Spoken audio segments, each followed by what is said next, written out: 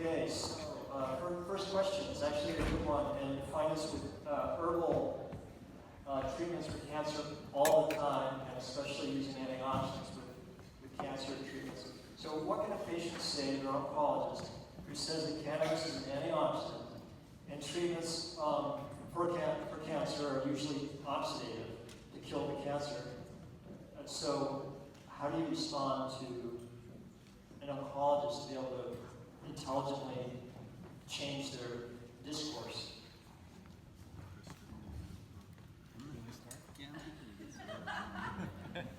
So I recently did not an in-depth, but somewhat brief review of the literature on antioxidants and their effects to impede or help the chemotherapy or radiation that patients are undergoing. And even though in the oncology world there's this idea that we should recommend against using antioxidants, there's really no data that supports that recommendation. And there's actually a little data that suggests that antioxidants can help patient survival or quality of life. So I would discredit that initially. I guess the question is, what would a patient say to their oncologist? Maybe the patient should email one of us for those review articles and then bring them into their oncologist, because I think those printed and stapled articles are somewhat helpful in these conversations. And then the other thing is that cannabis has been shown to be an effective adjunct to both chemotherapy and radiation in a couple of animal studies. And so if there were any potential antioxidant effects that made the anti-cancer treatment less effective, I think those would be overshadowed by the effects of cannabis synergizing with the conventional treatments. Sure, I agree. I just wanted to add, the one that I get a lot is worries about combining curcumin from turmeric with cannabis, and there's no evidence for a problem at all. It's a combination I recommend routinely along with oriental mushrooms. The thing with cancer is that you need a multi-pronged approach. It is clear that best results occur with these combinations, whether it be conventional chemotherapy and or radiation therapy with cannabis, and often, again, the addition of curcumin and oriental mushrooms. If we had Donald Abrams here, as we did last year, he would say something similar, I'm sure. And I would only add that the cannabinoids are targeting the cancer cells and not your healthy cells. So even though the chemotherapy, conventional chemotherapy may be directed toward those cancer cells, I have not seen any evidence that this oxidative issue is a problem with the combination of the two. It just doesn't seem that is real. I think it's often said, but it makes sense that I don't think you could take nearly enough antioxidant to counter the power of chemotherapy's oxidative process. It's such a potent toxic load to take conventional chemotherapy. It's not a valid argument for me that cannabis would block the oxidative process of chemotherapy. But just like Jeff said, the targeted activity of specific cannabinoids like CBD, THC, CBC, and CBG on particular aspects of the cellular functioning and gene expression, that's independent of whatever the oxidative process is. And I think Dr. Sulak may have actually said this, and I might have made a mistake because I was reading, but in fact there are studies that show combination of antioxidant and a chemotherapeutic drug actually have been official. Not in every case across the board, but there are studies out there that actually show that.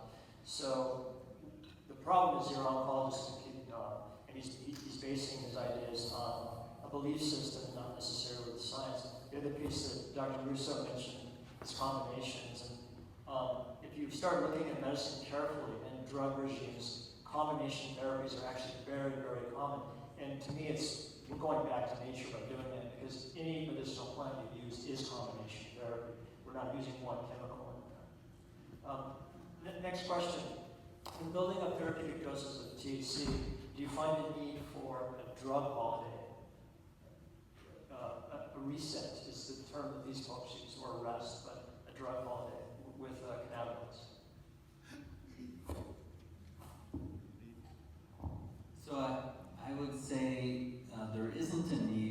drug holiday when people are using the appropriate dose for them. They have sustained benefits over years and decades. It's when people use more than their optimal dose and start building tolerance to the THC that a drug holiday or a period of abstinence is helpful. And typically 48 hours is enough to help people regain their sensitivity. I have a specific program called the Sensitization Program on healer.com that can walk people through 2 days of abstinence followed by 3 days of careful titration to rediscover their optimal dose.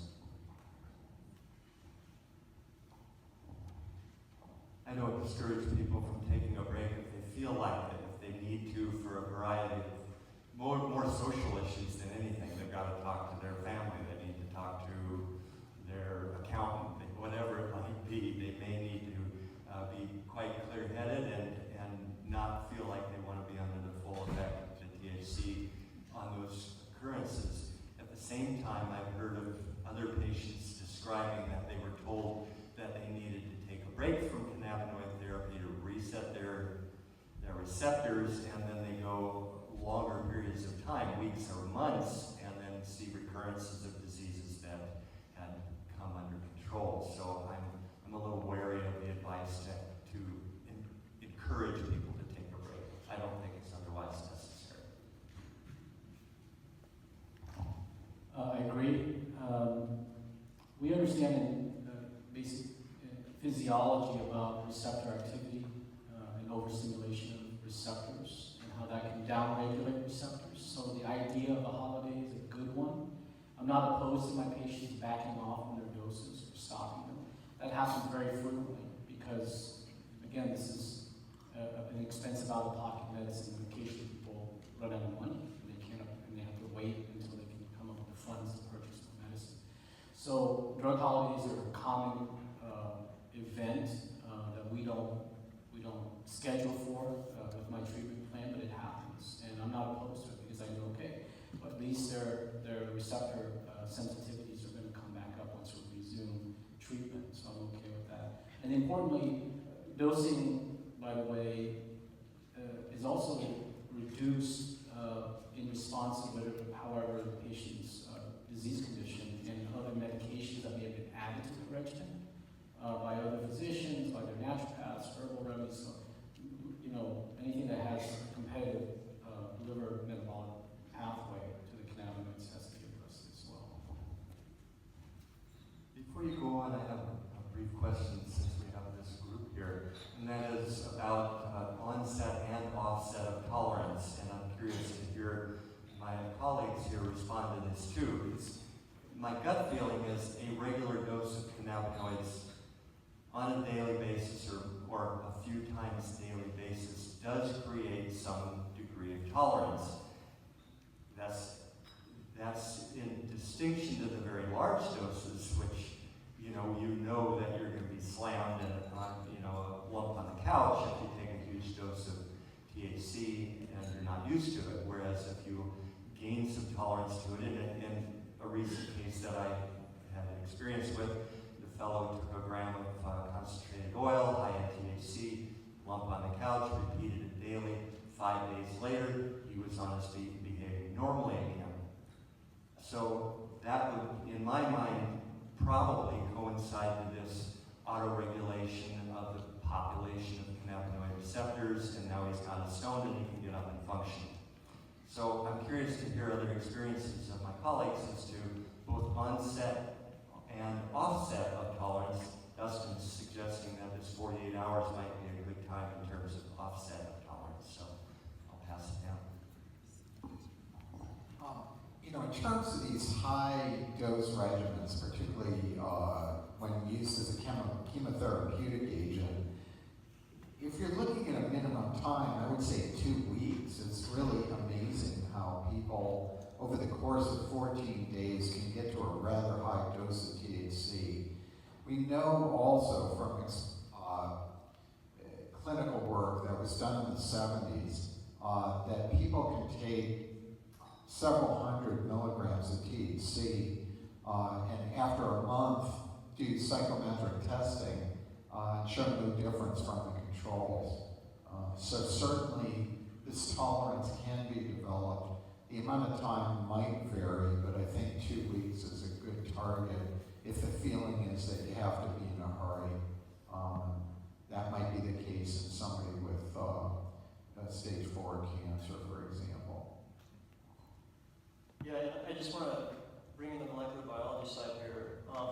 Dr. Candace Burke, the mother of psychoneuroimmunology, suggested that receptors actually have some sort of memory to them, knowing they've been stimulated over and over or haven't been stimulated very much. And so I don't know what she would have said, but my 2 cents on this is that a drug holiday for anything is actually a good idea.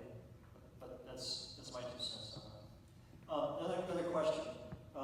Various cannabinoids are cleared from the body faster than others. That's a question. And is decarboxylation versus the neutral form different for that as well? So are there cannabinoids that are cleared up faster than others, and do the acidic form make a difference?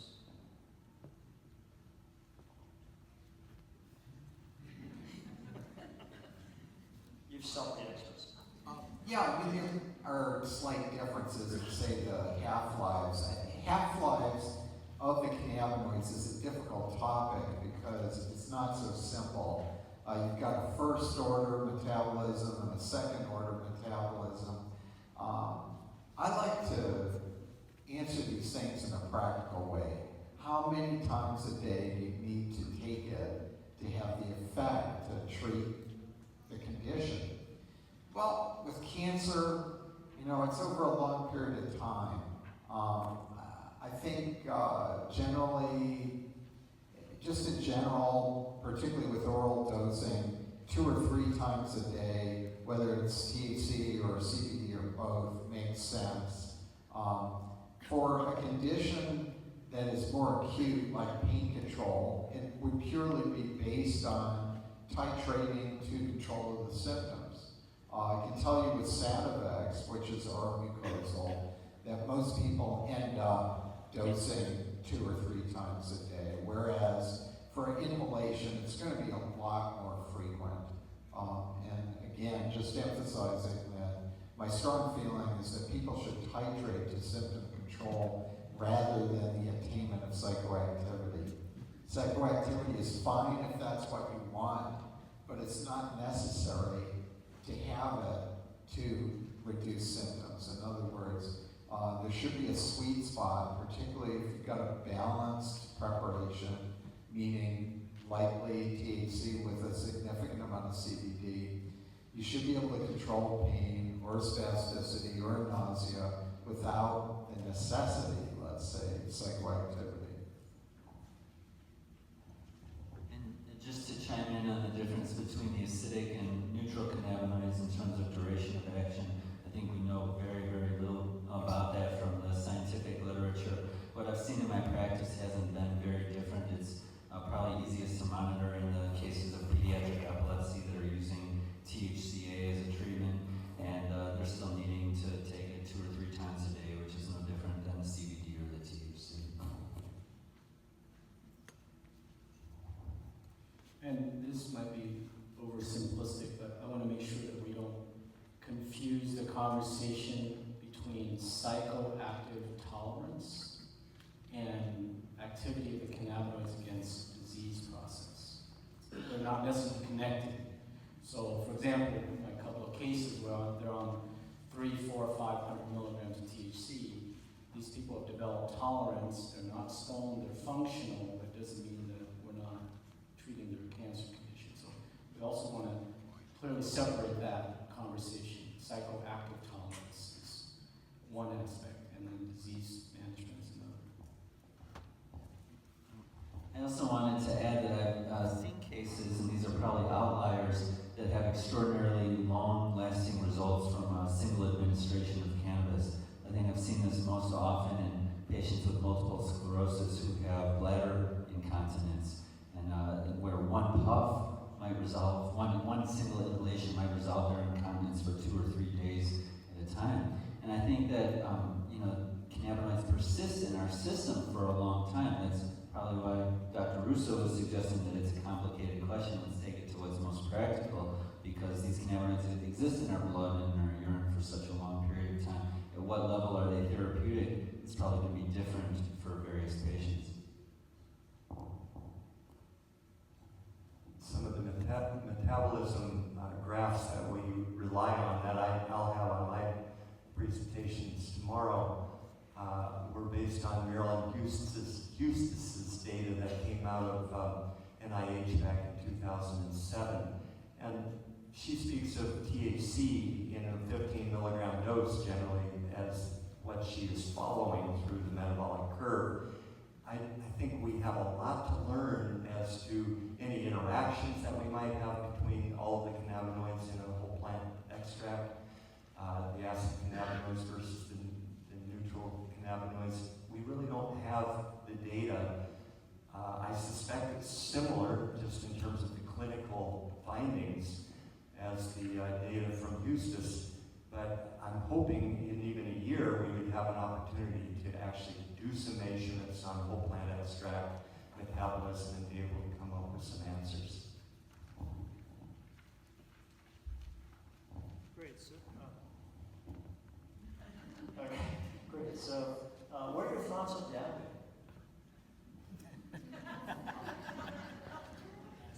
In other words, are we overdosing? Yeah, absolutely. Dabbing is not a medical technique. So, full stop there. I really have to raise the question, how high does a patient need to be to have symptom control? And the answer is not at all, necessarily. So, it's impressive. Let's be serious, though. With modern techniques, making hash, you can produce about a 60% THC preparation. Is it really necessary to get that over 90% in a dab and eliminating terpenoids in the process? I don't think so. I know of an activist, cannabis activist, who'd been using daily pretty much for 40 years, who used dabs his first time and immediately passed out, what we call orthostatic hypotension, on doing his first dab. So I just don't think it's necessary, and it's not medically relevant, even for a cancer patient, where it really should be taken orally. Additionally, I take issue with how a lot of those preparations are made. Usually with a butane extraction. Butane just, it's not totally purged. It's not tremendously toxic, but there's nothing wrong with ethanol or CO2 extraction if you really need concentrate. So I guess I'm not saying anything great about it. What's wrong with 60%? The other thing that I've observed, and I welcome anyone to tell me otherwise, is that people that are dabbing need more and more and are feeling less and less. So it's really quite counterproductive. Dabbers tend not to get very high unless they take a lot of it and continue down that path of tolerance. So if their goal is to get the euphoria, I don't think that the dabbing is the right approach. I would have to add that over the years I've seen a few people smoke flowers and get lightheaded and have to lie down and faint occasionally, rarely. But since the dabbing has come into popularity, much more so, where this rapid saturation of cannabinoid receptors throughout the vascular system is likely causing this syncopal episode, and it seems a bad idea. This is actually part of the topic of my conversation for my presentation tomorrow about management of mood disorders and the idea of understanding the effects of peak dosing versus sustained dosing, and the idea of sipping wine rather than chugging it. That's really what we're talking about with dabbing here. So I agree, this is a medical cannabis conference, not a recreational cannabis conference. So I don't recommend it. I think it's a real big problem actually in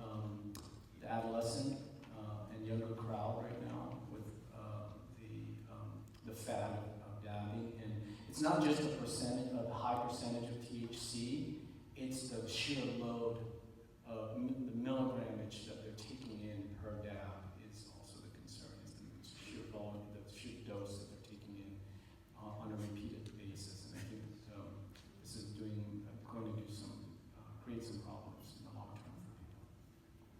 Yeah, I'm just going to comment on this as well. There was a wonderful paper done on reward, what Kubin Lamol were the authors back in, I'm going to say it was the early 21st century, that sounds funny, doesn't it?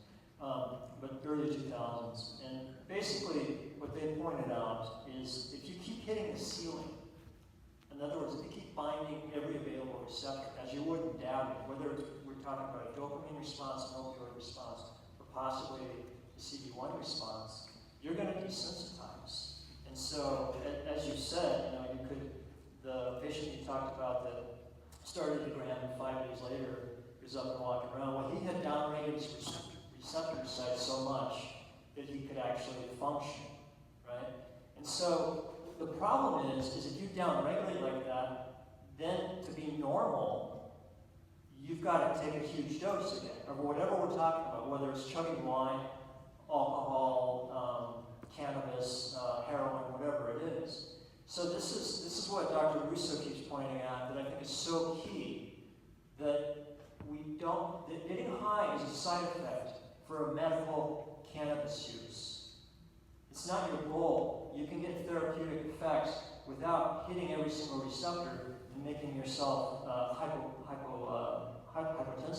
right, from one of the side effects of overdoing it. So whatever it is you're doing, moderation really is the key. If you keep hitting your head on the ceiling, you keep getting as high as possible, no matter what it is you're using, you're doing yourself a disservice in the long term, and you're going to have a controlled response, very, very likely.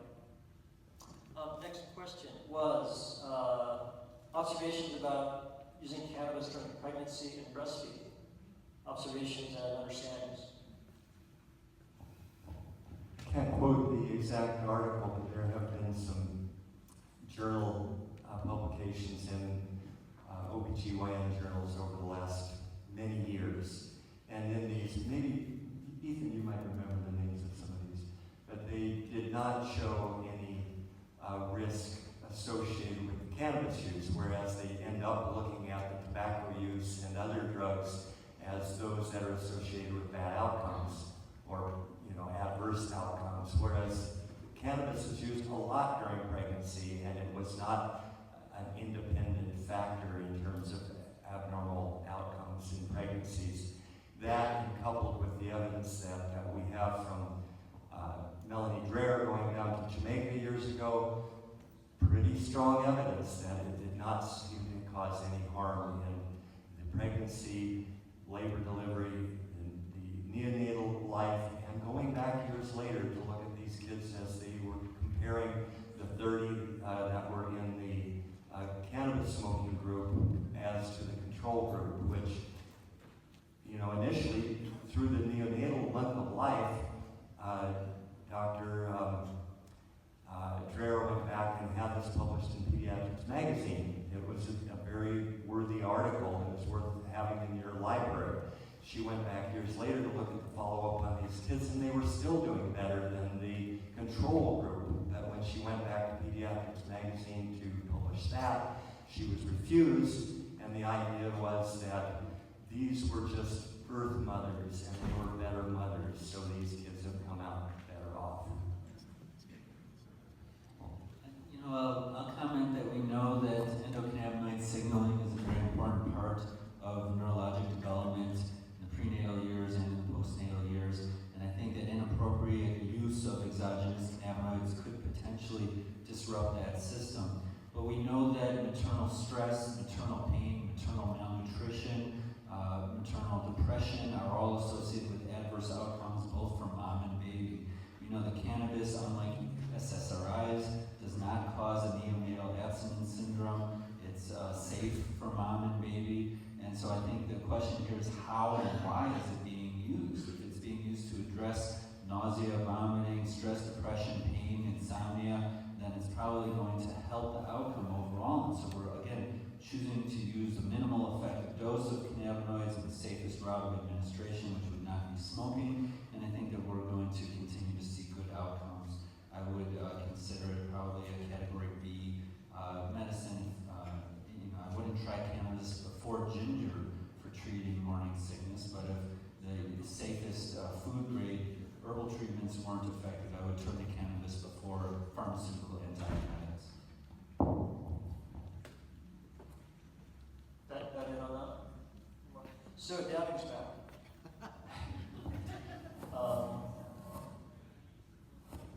So share your thoughts on heavy use during the developing adolescent brain as opposed to mild and moderate use of cannabis. What is the amount that constitutes heavy use?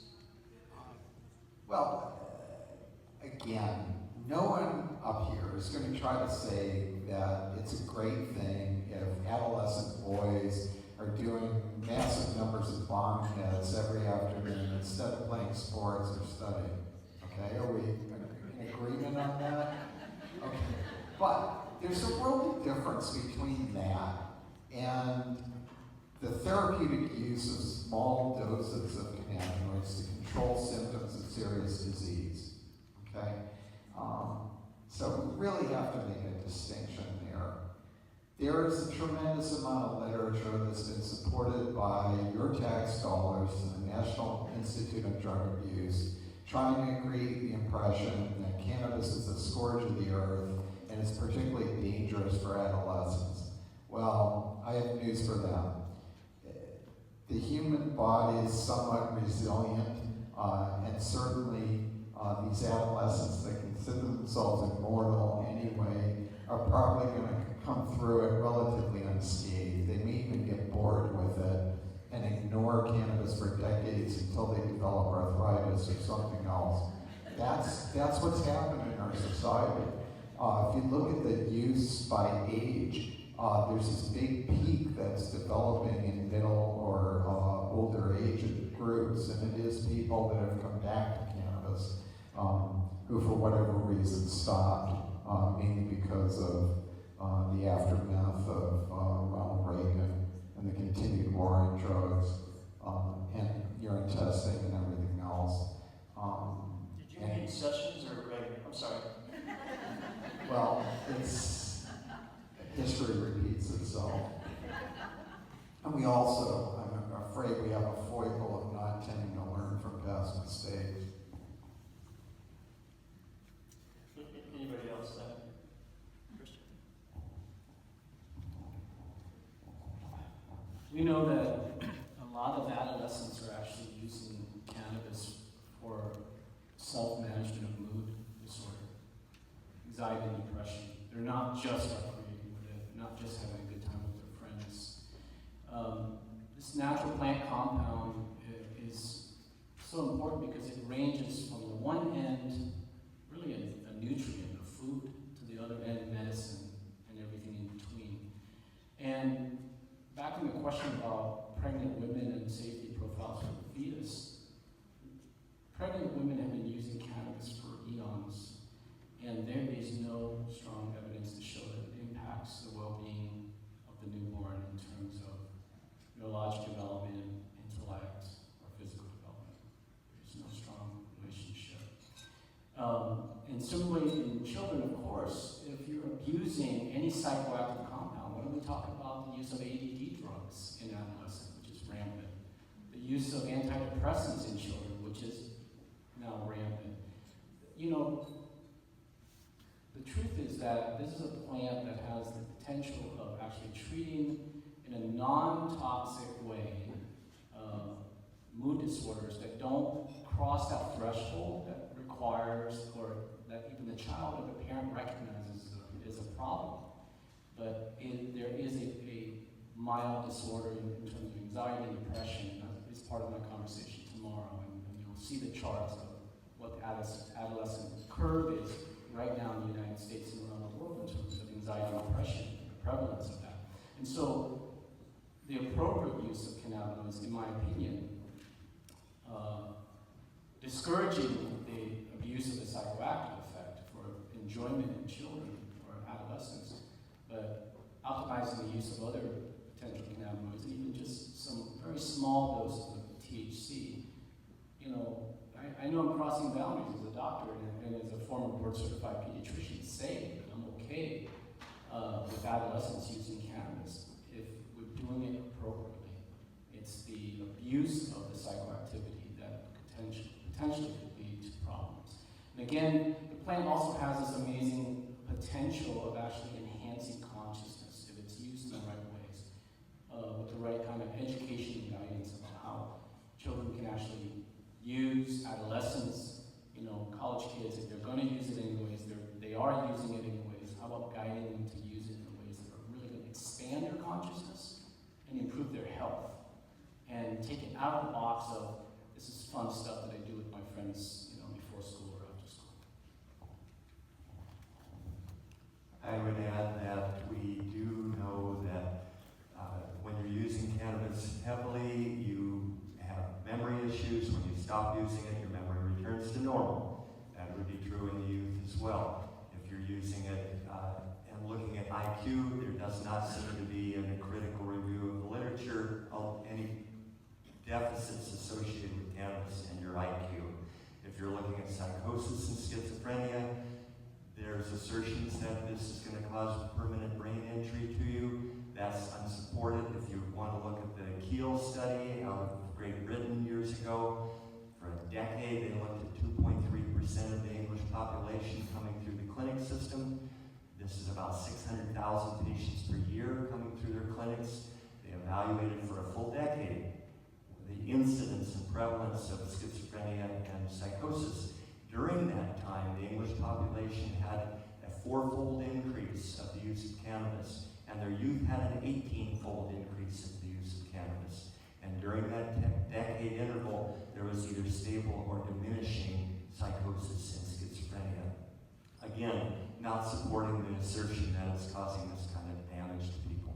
Self-medicating, yes, I think that's likely, as Dr. Lay is pointing out. So I don't really see it as a problem in terms of kids. I'd much rather they use a bong hit and get drunk or end up with IV drugs and have really serious problems down the line.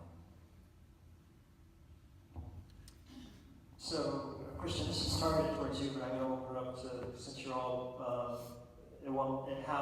or still are practicing, it makes sense that all of you answer this.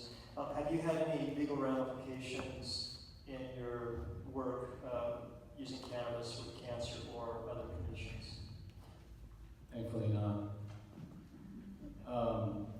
No, I'm quite aware of the risks we have all run, and maybe some of us here on the stage who've been doing it longer have had to push against the boundaries and maybe been harassed for it. I'm grateful to be in an era where it's liberalizing, so that I can step a little bit more forward with what I do. But really, the legal risks are related, to this really outdated statement that's been made that physicians cannot prescribe marijuana. And what is the definition of that really mean? Is that something that you write down on a prescription pad and hand to a patient? So if I tell a patient that, based on the data I have, if you use cannabis this way, it seems to have worked well for these kinds of cancers, is that advice a prescription? I think it goes into a gray zone. I don't think the federal government has any interest in pursuing every single time a physician talks about cannabis. But I can tell you this, that almost all the large medical systems in Oregon, Providence Hospitals, Adventist, Legacy, have forced all their physicians to sign a gag order that they will not discuss cannabis with their patients, that they will not sign for cannabis licenses for their patients. And obviously their argument is that this is a federally illegal drug and they don't want to risk their federal funding, right, which is Medicare, Medicaid dollars. So that's what I've witnessed in terms of legal risks. Fortunately, I haven't faced any. So knock on wood, I can find some wood up here. place where doctors really will get into trouble is when they haven't met the standard of care. So there are plenty of situations, doc in the box, where in 5 minutes, the patient can be met, leave with a recommendation. There's no way that that meets the standard of care. But this should be apparent to any physician. What is required to take care of a patient with cannabis is that you have a full history, a physical, a discussion of the pros and cons, informed consent, and follow-up. And that's true whatever specialty it is, or whatever kind of medicine is being practiced. If that's followed, it's rarely the case that someone should get into trouble. Now, this does vary state by state, and the degree to which the medical board or whatever agency that oversees such things will deign to interfere.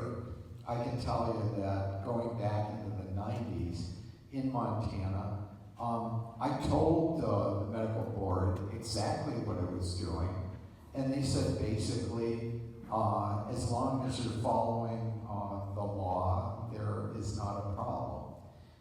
Keep in mind, at least here, and essentially this is a law of the land because it hasn't been challenged, it's a free speech right. Physicians can discuss with their patients the use of cannabis, whether they want to try and disallow and take that freedom away in a given medical system, such as the VA, among others. This is a right that patients and physicians have, there are certain very easily defined standards as to how it should be done. It's clear, though, from what legal decisions have been made that the physician is not supposed to actually prescribe, is not supposed to grow, distribute, give cannabis. But I think everybody knows these things, even though in certain rare instances it may be thwarted. Again, I think the best thing is to be very honest about what you're doing. And again, as long as you're showing a good standard of care, there shouldn't be a problem. I would encourage, beyond practicing the standard of care, which includes a physical exam, a history, and a rational evaluation of the risks and benefits of various treatment options, put cannabis right up there next to the other ones and make an informed decision. Another important thing for not only clinicians, physicians and nurse practitioners, but also I would suggest for counselors, lay oralists, or anyone that's working with patients who are using cannabis, is to communicate professionally with the other providers. And that not only helps establish and normalize cannabis in the medical world, but I think it can also prevent problems. One of the few scenarios that we've had in our practices with medical board complaints recently came to one of our nurse practitioners who treated an 11-year-old with severe PTSD who was able to get off of a lot of his other psychiatric medications. And unfortunately, she didn't communicate that clearly to his psychiatric provider, who was furious that this kid did so much better with cannabis than with an atypical antipsychotic and an antidepressant, and reported her to the medical board for doing that, even though the family was very satisfied with the improvements that he was having. So I think that the professional communication can also help prevent some of those problems. Historically, when the Society of Cannabis Clinicians got underway back in 2000, I would say, I don't have exact numbers, but roughly 10 of the first 20 doctors that came into this organization were investigated by the state medical board. That has no longer been an issue for a long time because doctors actually got tough and stood up to the board and said, you don't have any right to see my records, and so forth. But I think all the things that were said are quite relevant about communication. There's one other element to it, and that is we may see trouble yet. A woman associated with the Federation of State Medical Boards by the name of Doris Gunderson has been the one in the state of Colorado who has turned the Colorado law around where a physician cannot practice medicine and be a medical cannabis user in the state of Colorado. Got that? And now she's working with the California Medical Board, and this is on the July agenda. So she's pushing to see doctors that give cannabis recommendations be disqualified from practicing. I'm sorry, if they are practicing physicians and they're using cannabis medicinally, that they can't do both. It's one or the other. That's what she's pushing for. So, But they can use their antipsychotics and their SSRIs. they'll probably need them. Yeah. Can I add an adjustment to my answer? I understood that the question about legal problems is law enforcement legal problems. No, I have actually had my battles with the Oregon Medical Board, and it's similar to what has been described here on the panel. Maintaining really ideal records and visitations with patients, as any other medical clinic provides, is very important. And it's always been my standard. The reason I left my initial work with medical marijuana clinics when I started my journey to discover cannabis was recognizing that these card mills were doing a disservice to medical marijuana patients. And my case in particular was a 16-year-old in the state of Oregon who, by law, is permitted to make his own medical decisions there, and had degenerative knee pain, for which he opted rather to use cannabis than opiates, which his orthopedic doctors kept pushing on him. His mother, his grandmother, both agreed to the use. I signed off on his card because he met all the criteria. I gave him the relevant warnings about the unknowns of using cannabinoids and abusing them. And because the social worker on his case decided to report that he had a medical marijuana license, the board did investigate me. And so, through a protracted argument back and forth with the board, to make things easier on myself, I signed an agreement that I wouldn't sign licenses for children, for anybody, for minors under 18. And so that's been a common practice with the Oregon Medical Board, I'm sure with other medical boards. I think they become quite concerned about adolescents or children that receive cannabis licenses, because I think from their simple perspective, using cannabis means getting high. So we have a lot of work to do in terms of educating medical boards about this as a legitimate medicine.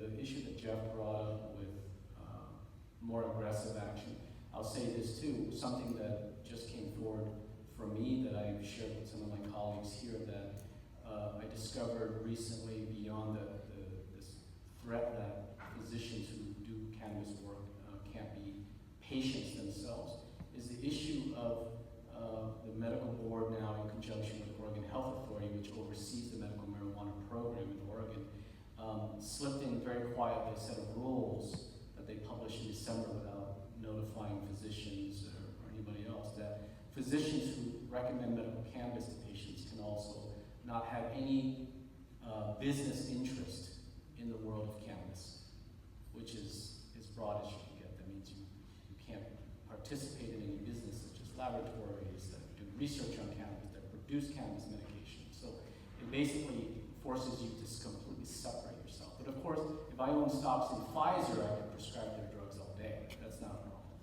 But God forbid, if I help to develop the next level of cannabinoid medicine, I cannot have any participation in business in terms of that. So that's kind of the game we're seeing. The long arm of the drug war.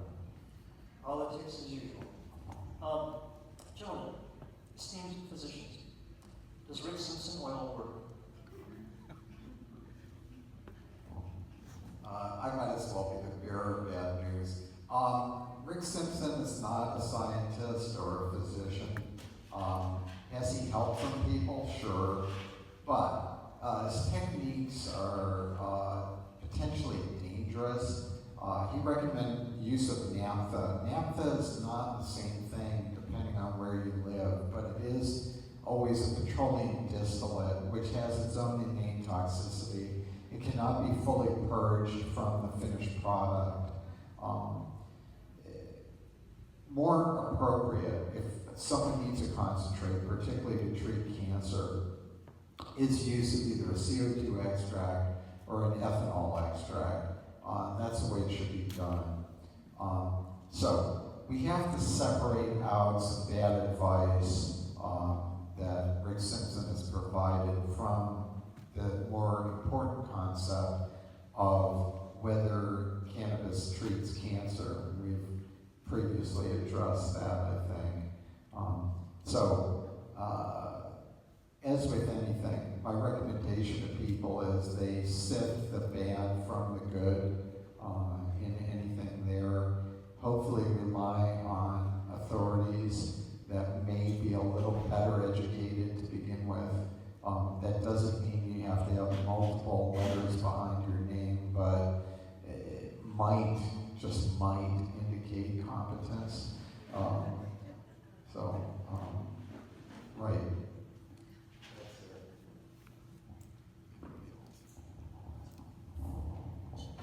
You know, Rick, let me say something good about Rick. Rick was a really brave pioneer. He stuck his neck out a long time ago, before anybody else dared. And he opened the eyes of the concept of medical cannabis for a lot of people, beyond smoking cannabis.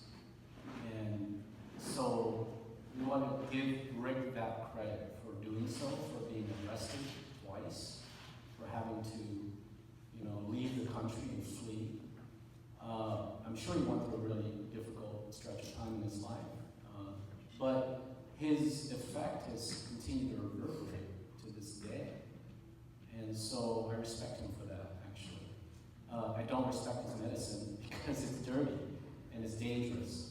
We should not be using paint thinner from Home Depot for making medicine.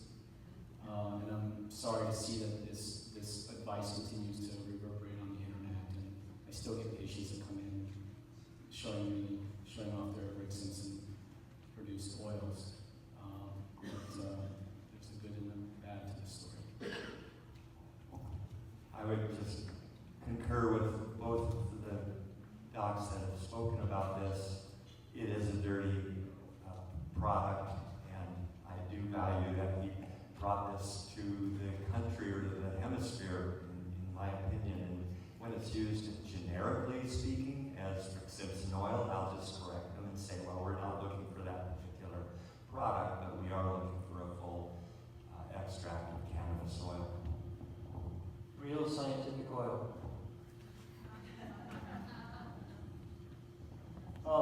Does sun-grown cannabis add any additional benefits?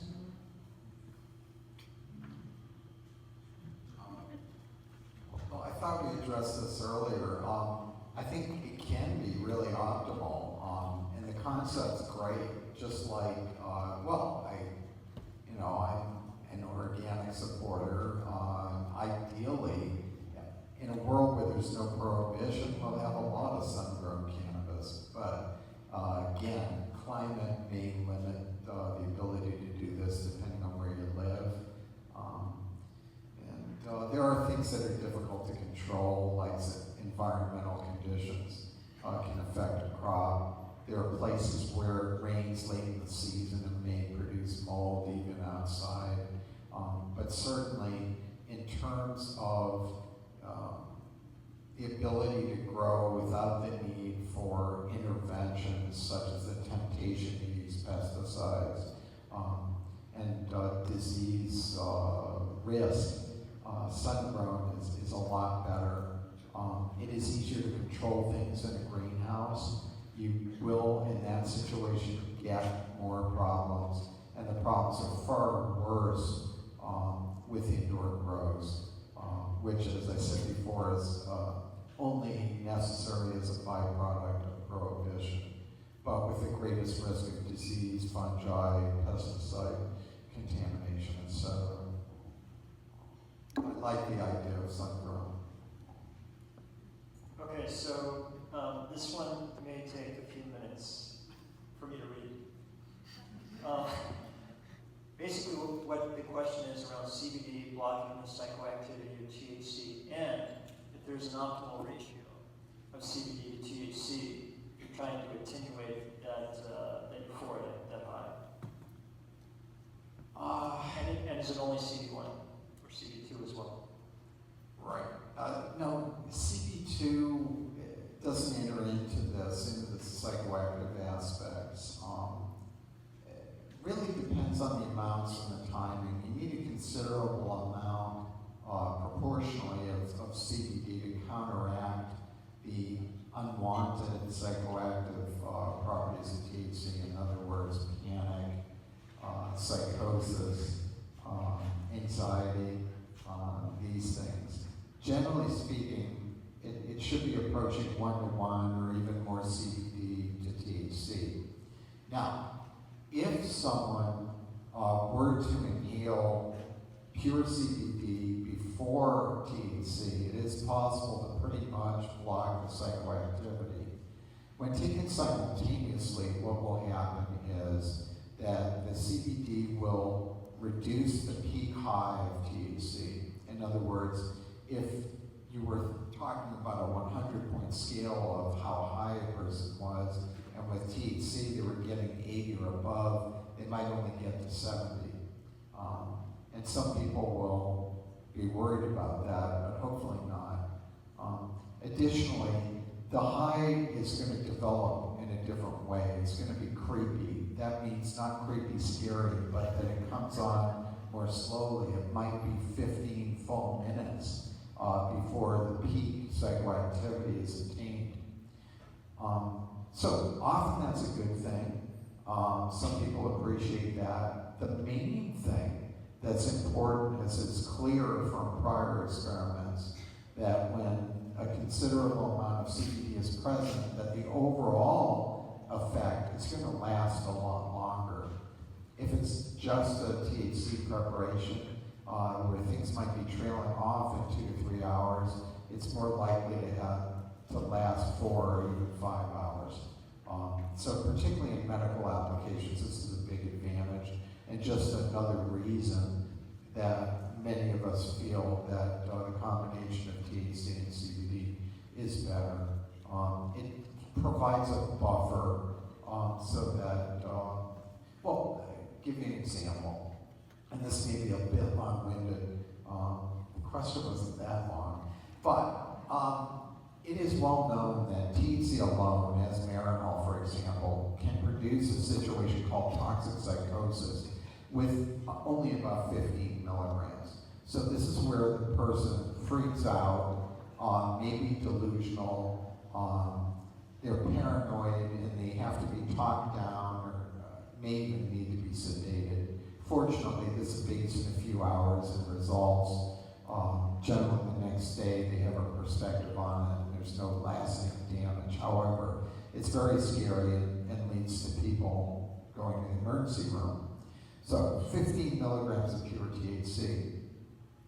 I was involved in a study where huge doses of side effects were employed to demonstrate that there was no problem with the QT interval. This is electrical conductivity in the heart. They were using 18 sprays of Sativex twice a day. 18 sprays is 2.7 milligrams of THC times 18, about 48 milligrams of THC at once, with about a little bit less CBD. In 250 exposures, 4 people had this toxic psychosis. Whereas we probably would have had it in about 40% of patients who took 15 milligrams of THC alone. So it's a marked difference. We call this improvement in the therapeutic index. In other words, the difference between the dose that affects symptoms and the dose that produces significant side effects. So 15 milligrams here versus 48 milligrams there, that's a big difference, a tripling of the allowable dose of THC. So this is a good demonstration of the buffering capability of CBD and why it's such an advantage to have that in almost any situation.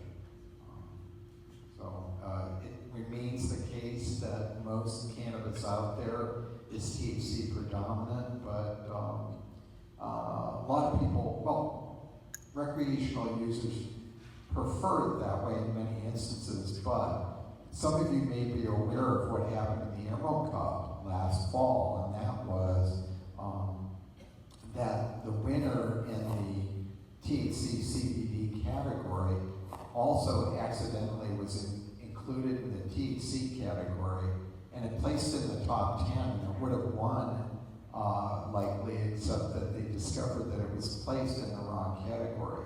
So in terms of enjoyment, which is what recreational users are using to assess in the Emerald Cup, these balanced chemovars of cannabis, if they have a good terpenoid profile, are going to be just as enjoyable. It's not, CBD isn't a buzzkill. It can be an enhancement to the tolerability and possibly enjoyment, if that is the aim of the cannabis use. Timing of the CBD when you're using THC, is that going to change the length of the duration of the high? Well, the simplest thing is to use them together, and very few people are really going to have access to a pure CBD preparation that I mentioned can actually block the psychoactivity of THC. But, if there were the availability of this, it would be a situation where somebody had cancer and needed high doses of THC. It might be a way to get things started quickly, although hopefully that's not necessary in most instances.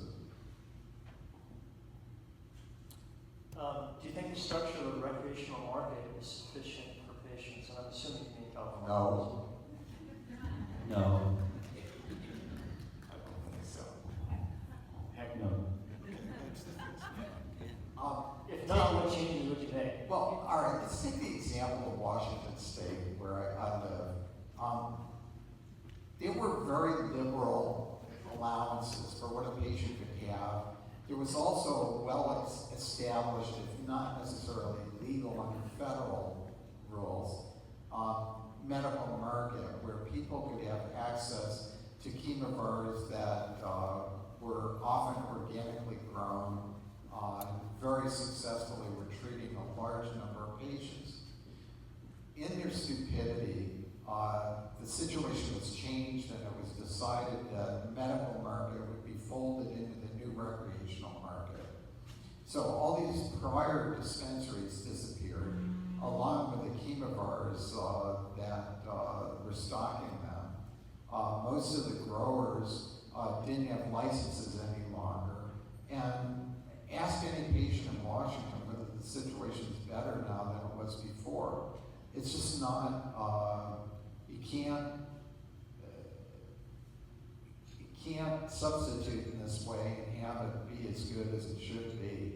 I think that although it could work, our examples to date show it detrimental to patients to try and encompass everything in so-called legal or recreational market. It should be better, but this is what happens when politicians make the rules without necessary input from people that might know better, scientists, physicians, nurses, etc. Just to add to that, if you look at the sales of cannabis, whether it's a legal or illegal market, the medical users are going to be a very small segment of the consumers, and the adult use or recreational users are going to comprise most of the consumers in that market. So of course the suppliers are going to tailor to the strongest demand, which is going to be recreational, who happen to tend to be less discerning about the quality, the purity, the beneficial effects of the products. So we tend to, and they're probably wanting to spend less on the products as well. So we would likely see an overall decrease in quality, and the harder to produce, maybe more expensive to produce, higher quality medical products would simply disappear because the demand just isn't as strong. And there's less of a margin to be made off of them.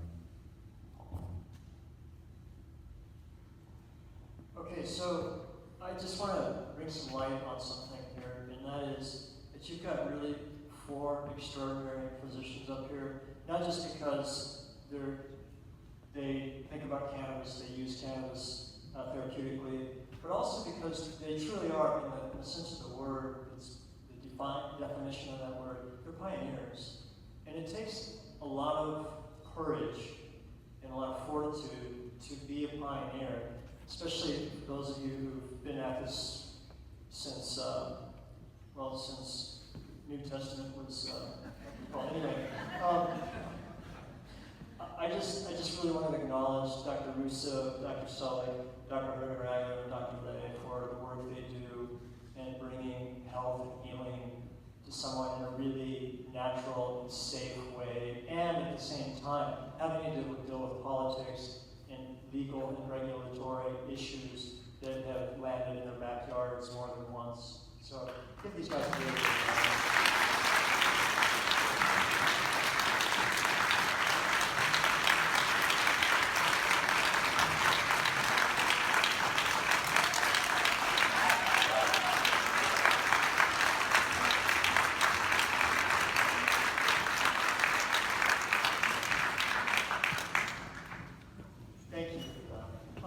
One quick announcement.